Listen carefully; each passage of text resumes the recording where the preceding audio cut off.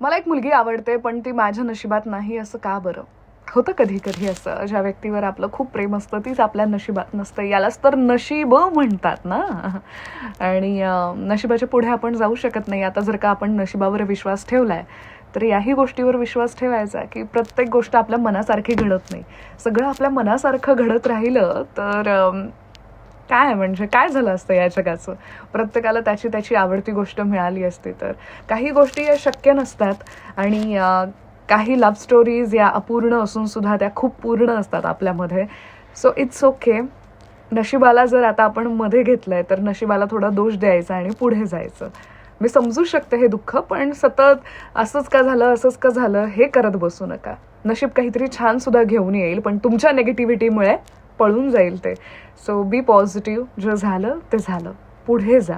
प्रत्येक पावलावर सरप्राईजेस असतात. ओके.